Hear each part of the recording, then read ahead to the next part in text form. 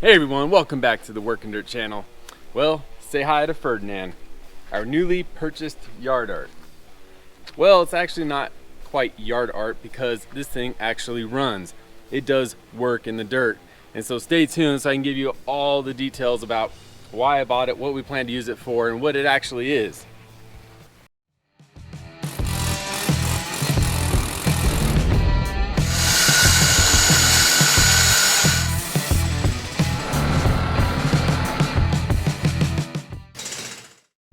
Alright, so if you guys watched my last video, we put out the video showing Red Rock or Branson the 3015H compact tractor do some grading work.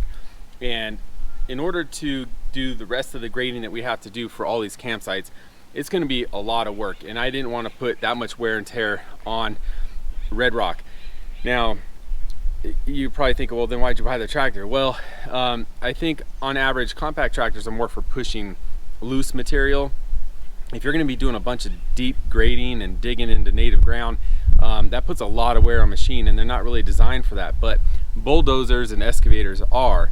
So I was faced with either the option of renting or borrowing or buying a piece of equipment, and that's what led me to finding an International T9 crawler. So it's not necessarily a bulldozer by birth. It actually was kind of developed into that. They had a bulldozing attachment, but mainly farmers use these to plow their fields and pull disc and harrows and all that good stuff.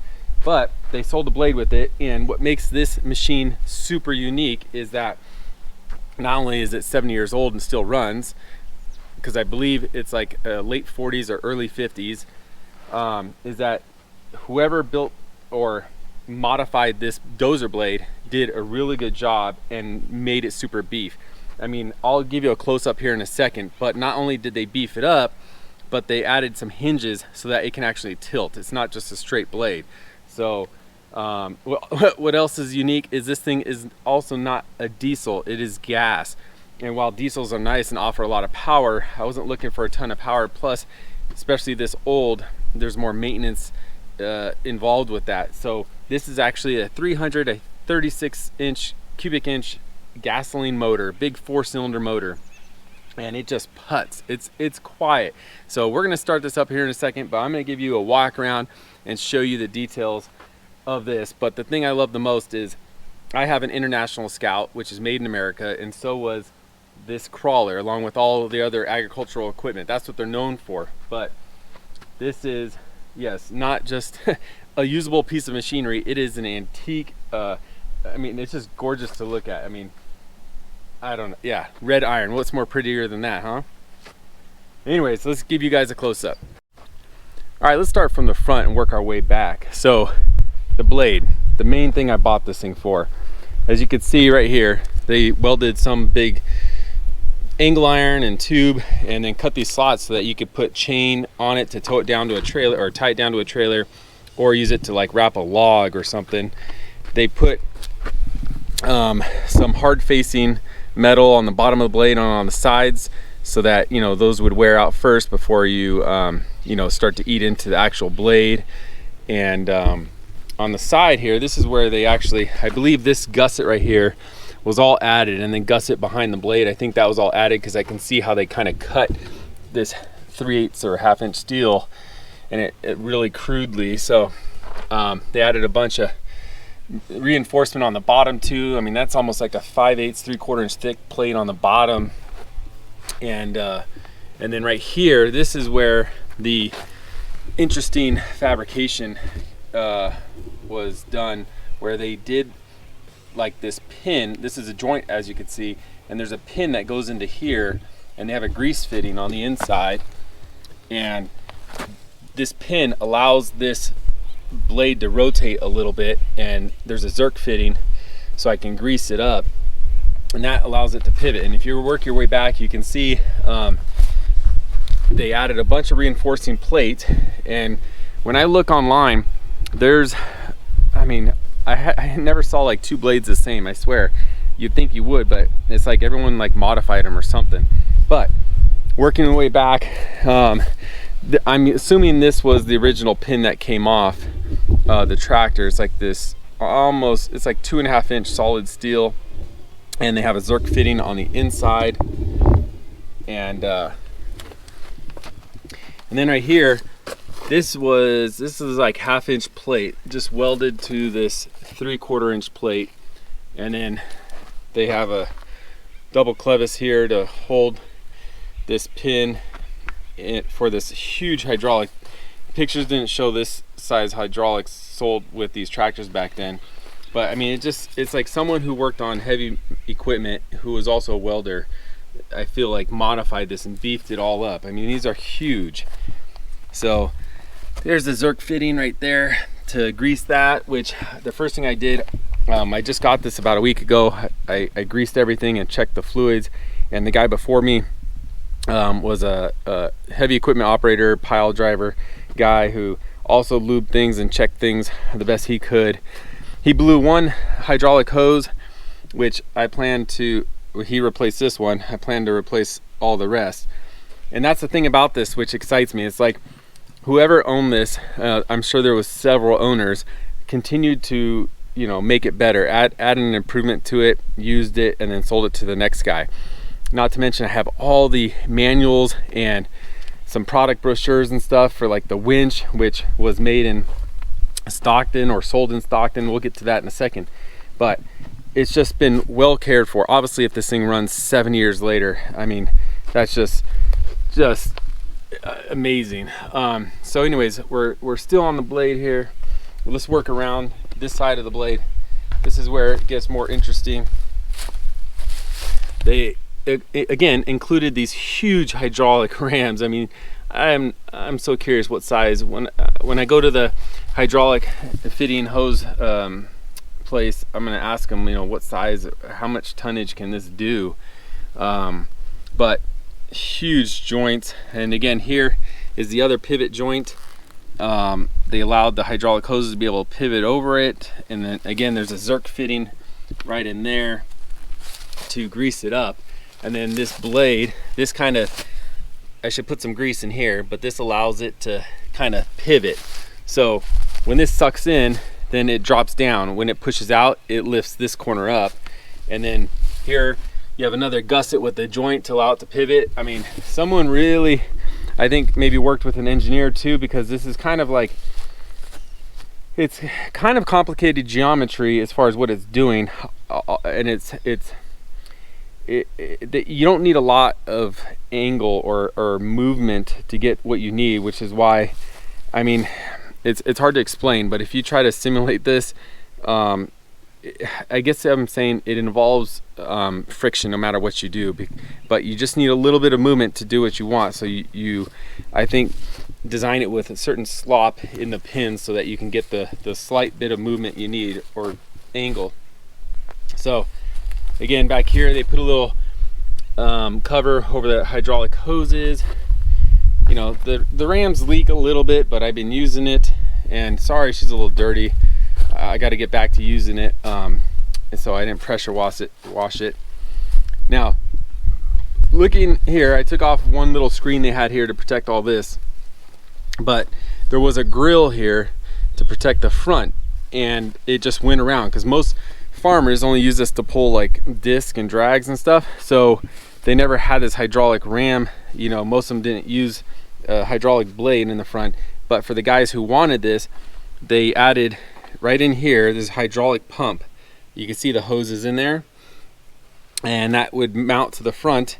And then this was actually a factory cage option you would buy, but what they did is they modified, they put a piece on top here to cover that, and I feel like they added this bottom piece, or maybe that was part of it, but that is like 3/16 steel to protect all this in the front. And then they ran all the hoses right here, and here's the engine, the 4-cylinder beast. Again, I think it's 336 cubic inches. The belt looks a little loose and a little frayed. I'm gonna have to get a new belt very soon here. Yeah, and they need a little tensioning. Plus, I need to grease. There's some fittings in here I can grease. But there's the oil filter. There's your distributor, and some grease fittings on the distributor rotor or shaft. but I checked the points look good. I tightened the plugs, or the wires going to the plugs, so it's running pretty good. I think there's a little skip. I mean, it purrs, you'll hear it in a second. I think there's just a little fine tuning I can do. But now looking at the tracks, now the tracks are one of the reasons why I bought it, because what made this a great machine for farmers was that it had a lighter pounds per square inch pressure, because farmers don't want to compact their fields, right? Where a lot of dozers these days, like D4s and D6, depending on width of track they have, they hover anywhere between 8 and 11 pounds per square inch. That's how much pressure they put on the ground. But these were anywhere from 4.5 to 5 pounds per square inch, which was very advantageous. Now that this one's heavier, I think that's a little more. I think this one's like 5.5 to pushing 6 pounds per square inch, because of the added, I mean, they never came with a roll cage, which someone welded in, a ROPS, and you know, this blade is super heavy. These tractors came in at about 11,000 pounds just by themselves, and then when they added everything to it, I think this is flirting with like almost 16,000 pounds, probably 15. So anyways, back to the tracks. So not only are these tracks nice and wide, but as you can see, the grousers, I think they call them, are super tall and aggressive, which is going to help, because not only do I want to grade a bunch of dirt, but with all the trees that we want to take out, and tires are just a constant threat, I can climb the hills and get really good traction to pull the trees. And I don't just have a hook that I could pull the trees out with. I have a winch that this thing came with, a Harco winch, which at I think the biggest cable, like a 1-inch cable or 7/8 cable, at the smallest wind, you know, because they rate them at how many winds you got, how much you could pull, because that changes the diameter and the mechanical advantage. So, but at its best advantage, it can pull 22,000 pounds, and that's what, 11 tons. That is amazingly strong. And here's the brake actuated right here, the brake lever right there. This makes the winch go in and out. The last guy wrote this so we can find out how it operates, but it operates just as quiet as a tractor does. But I do need to get a new cable, because that's not a safe tire connection right there, as you can tell. But I'll check the fluids in it, and hopefully, yeah, get a new cable here soon. But that's how we can pull some trees out. Or if you're on the hill like we plan to be, you can hook yourself to a tree on the hill and lower yourself down if it's really steep. And then it also has a nice drawbar, huge drawbar, to pull your implements and whatnot. And then, I mean, there's grease fittings everywhere. I've already greased. Little final drive bearing right there. The teeth look really good, as you can tell. Those look really good. I mean, even right here, it's very, very good. And this thing's quiet, and I'm wondering if putting grease on just this part where it touches, that's the only noise I hear from this BullDozer, is just the tracks going on this part. But if I put a little grease, I feel like it'd be quieter, although I don't want the grease to creep up and get on the teeth and cause it to want to slip. Idlers feel nice and tight, and they roll good. They have these button head fittings where I greased all those button head fittings, and along here on the bottom I greased. So it's rolling really good. And then here's the tensioner. You can, you know, push the wheel out, but I feel like there's good tension right now. You don't want them too tight, you don't want them too loose. So like I said, everyone's been maintaining this thing, and I plan to do the same, so that if I ever get rid of it, I pass it on to the next guy who will take really good care of it. It has an oil filter. Well, it has an air oil filter. I've never seen them before, but I guess the air that gets sucked in goes through some oil, whatever, to capture the dust, and then makes its way to the engine. Pretty interesting. I got to open up that real soon. And then the tank is about 25 gallons of gas right here, a lot of gas. And then this is the engagement or free spool for the winch. I mean, this look how big this winch is. This if you guys aren't drooling right now, I don't know what you you guys like, because this is just cool. Look at this tag, you know, still on there. Manufactured by Pacific Car and Foundry Company, Renton, Washington, USA. Okay, so there you have it. And but I think there's a dealer in Stockton that sold a lot of parts before.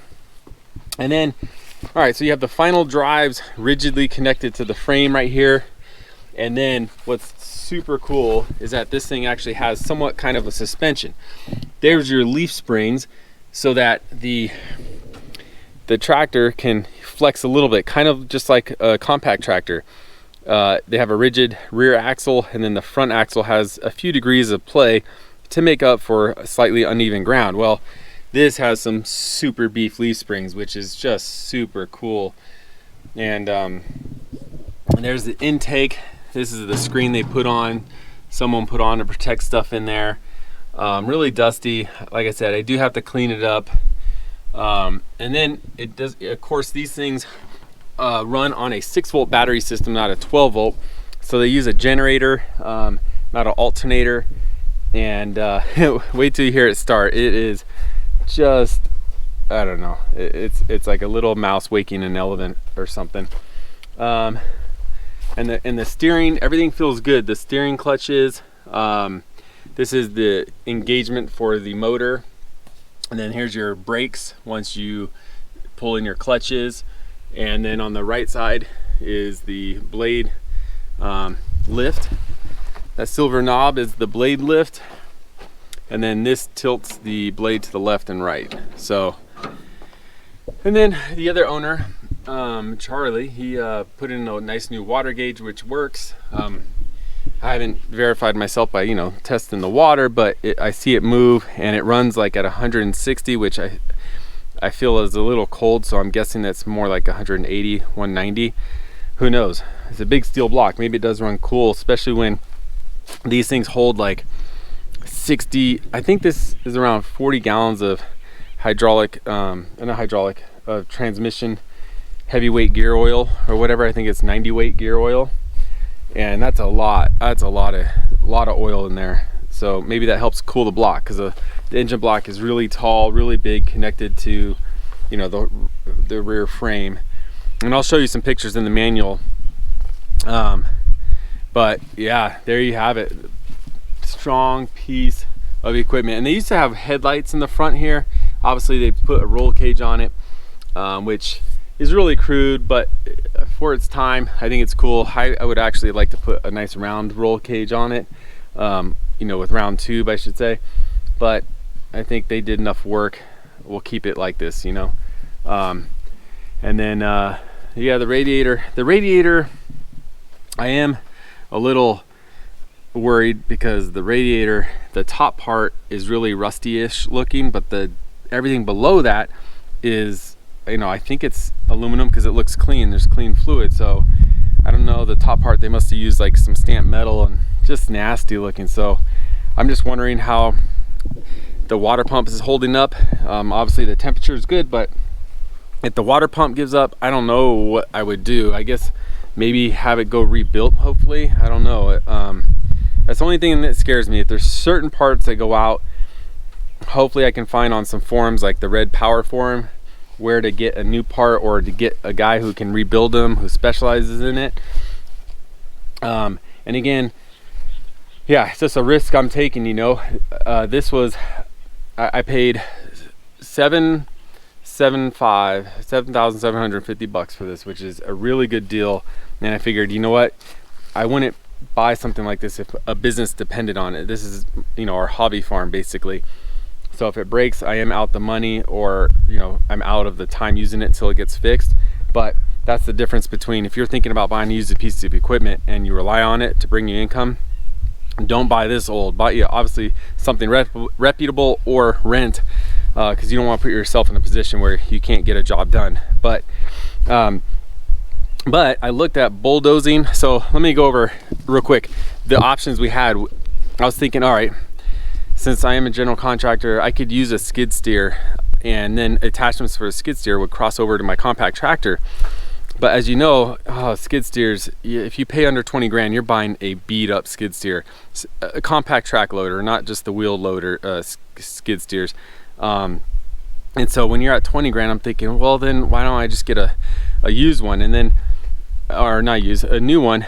But if I get a new one, I want to get a stronger one so that I can lift the bigger things and basically make it act like a small bulldozer, right? But then you're looking at, you know, the Kubota SVL 92 or 95, and those start getting up to like 50, 60 grand. It just starts creeping up, and then at the bottom of it, I was thinking, well, you know what? If I'm using it on the hill, those rubber tracks, I see them slip, and I don't think they have the digging force that I need. But they would serve me well in so many other situations. So the price was just through the roof. And then I was thinking, all right, I can rent a bulldozer. And if I rent a D4 for a week, it was going to cost me probably about 1,800 bucks. So quickly adding that up, if I rent it for 4 weeks, I have this paid for. Now this ain't, people will say, oh, this is just a crawler masquerading as a bulldozer. But you know what? I've already used it. I've seen it dig. The power, what they did to this made it very effective, and it's something I can work on and own and then sell it if I need to in the future. But this thing will look good. It's just sitting in the yard protected, and so yeah, so skid steer I threw out the window. Renting, it was just gonna cost a lot, which would be very effective though. I could rent a bigger one, but then again, that after I use it for that short period, I can't use it again, and there's so many places we need to use this. So that, and then an excavator. Excavators are super useful, but I couldn't do everything I would need to. You know, you still have to grade. So we threw that out the window. GoPro, stop recording. I don't know what it is about old iron or simple machines that lures guys like me to them, but I think maybe it's just the confidence, I guess, that is instilled in us to maintenance something like this, because you can see everything. It's not too complex. As soon as they add computers and electronics, then you're losing a degree of, well, unless you're super smart on that side, on that end as well with electronics, but you lose your independency to be able to fully just take care of something. So but with that said, you know, I did not want to take on another project. I wanted to buy something that was actually going to be usable. But then again, I'd be lying if I said it actually didn't thrill me to know that here I had a piece of equipment that I can make better at the end of owning this thing.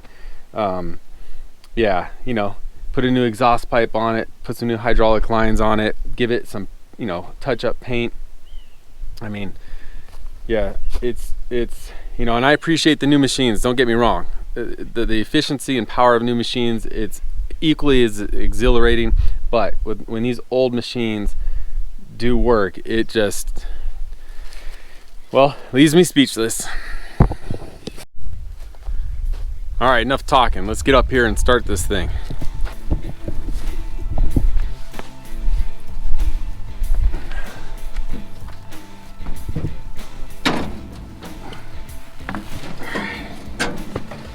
All right, make sure it's in, oh, we could keep it in gear, or we could pop it out for safety. Here's our engine clutch, keep that disengaged. And here's the key. You start, just turn it there, hit the button here. There's the throttle. Ain't that cool? She's just a purring. And if you guys think this tractor is just a smidge cool, smash that like button and subscribe, please. That really helps us out. Plus, I gotta pay for this thing, man. We're balling on a budget here. So that's low idle. And I don't like to turn it up too much, because the one thing that does scare me a little bit is it has a little vibration to it, and I know 4-cylinders aren't perfectly harmonically balanced compared to a 6-cylinder when they're optimally tuned, but I feel like it's got more vibration than what should be expected, you know. So there must be a bearing worn out in the motor, crankshaft, pilot bearing, I don't know. But I'm just gonna keep running it low. It operates best at 1400 RPM, which is really slow. Yep, so might as well start. I'll show you guys. Let's see. So we're gonna go first, let's say. lift our, look at this.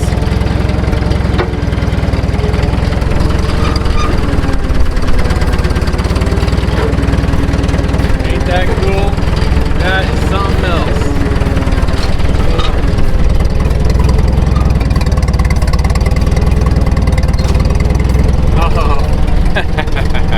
It's so cool.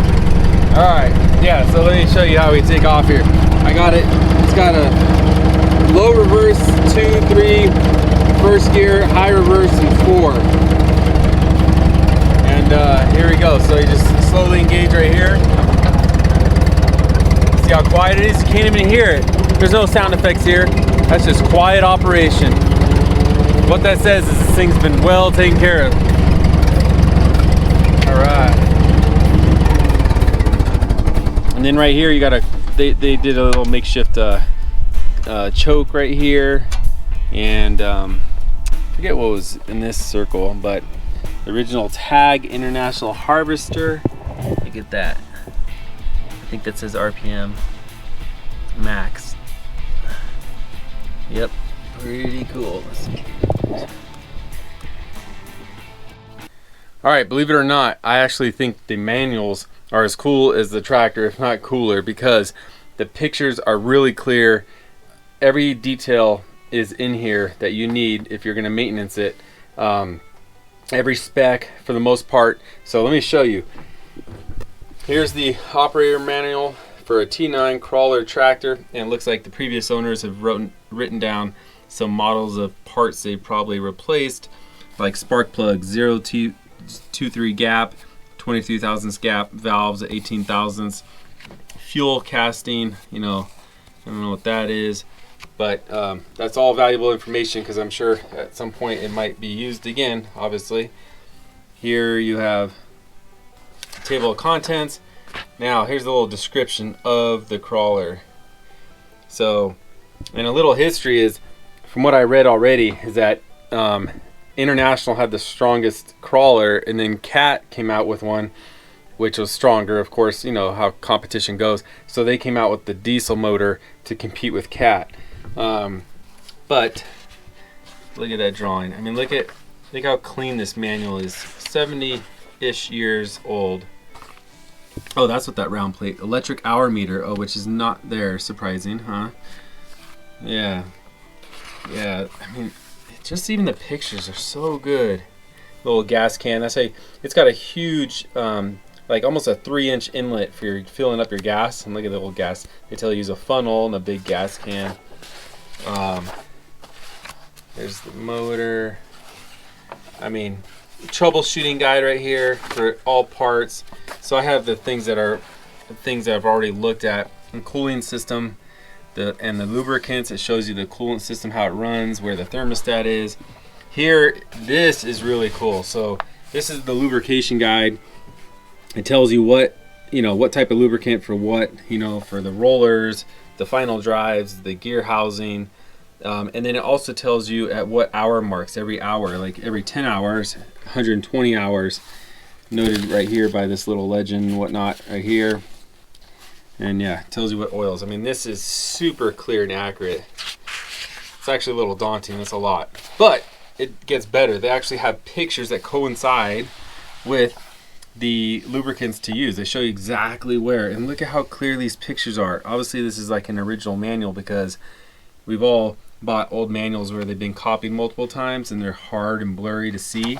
I mean, just everything. They're pointing exactly to where you need to pay attention to. Super cool. Here's the oil filter.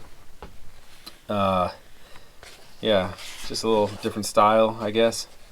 And then what trips me out, this is the air filter, which goes into an oil bath, to get the dust out of the air. I definitely want to clean that, get that, up to snuff and make sure you can trust it. You don't want anything starving or trying to struggle to breathe. Moving the fan belt tells you how to remove the fan belt. Oops, I just did a little tear. I need to laminate these pages so nothing happens. It tells you the gaps of the spark plugs, of course. Oh, here's a little receipt of some parts someone bought before, which I'm very tempted. There's some things I've seen some old owners like information where I could probably call them because I'm so curious. And I think if it was anything else, it would be a little different. But for old equipment like this, I think the people who have owned it wouldn't mind answering to a new owner as far as just giving information, because it has such history, right? You're passing on the history. I'd love to call them and see, you know, what they did, how it acted for them, or whatever performed. Here's the distributor. So on and on. I mean, just as you could tell, shows you the electrical system, 6-volt electrical system. I mean, this thing is worth gold. So that's manual. And then here we have the Carco winch. It's equally as cool and descriptive. And I wonder how much it weighs. They say it's light in comparison to some, but you know, so they say it's balanced very well. You know, it's funny, these old, you know, from the 50s, they're still trying to sell you the stuff, you know, as far as how they word things. They're always at a position to sell you. This is talking to the owner, saying something about he has to give him some part to his winch. I don't know, Pacific Gear, Gar and Foundry Company, 1955. So it's an early 50s tractor, most likely. Here they show how it goes on. Yeah, where to lube it, gaskets, all that stuff. So that's the manual for the winch. And then check this out. This is the, oh yeah, this is the sales page for the winch. Look, see this example of what I'm talking about. Consider these features on the Model E winch: free spooling drum, two-way external contracting brake, over or underwind is made possible, blah blah blah. I don't know, pretty cool. And then here, I'm not sure why they included this, because this is the TD9, but I'm sure, you know, all the undercarriage components are the same, so that's why that's probably in here. They show you the components, they show you the torque, oh, for the diesel probably versus the gas, I'm guessing. Drawbar in pounds, so this is 11, it can pull 10,000 pounds from the pull bar, so I guess you could drag 10,000 pounds is what it's saying, which is very interesting. But look at those color photos, ain't that cool? Again, that's for the diesel though. It's kind of a bummer it's not the gas. And if you guys, please, if you have information, you know anybody that owns one of these, let me know, who might be, you know, the ultimate brain about it. I'd love to get more information. Oh, here's a better shot of what I was explaining before. So this is how the rear final drives are attached, it looks like. Or not the final drives, but the track system. And then the front, so it's kind of a rigid mount somewhat. It has a little pivoting, it looks like maybe a joint there, but the whole front pivots on this suspension system, just like a compact tractor. Show you how to, you know, how the tracks go on, how they're pinned. Oh my god, look at these pictures. These are just so cool. All the specifications, super cool. And then here, so it gets better, they included the actual service manual. So again, very descriptive, very good pictures, even for black and white. Like, it's just really good. How to adjust the steering brakes, you name it. Just a plethora of information. So I've already highlighted some pages that I wanted to focus on, like the engine and the electrical system. So there you have it. This is not just a piece of yard art, it's an effective piece of machinery with some cool history behind it. And hopefully it just keeps on running for us and working. So if you guys, like I said, know anybody, please share this video so they can see it, maybe, you know, contribute some information. That'd be really cool and appreciated. But I think that pretty much wraps it up. So I need to get out there and finish grading those campsites. Stay tuned for the next video, because we'll show you how we're using it, and you'll see it in operation. All right, till next time. Don't buy a dozer, they're heavy.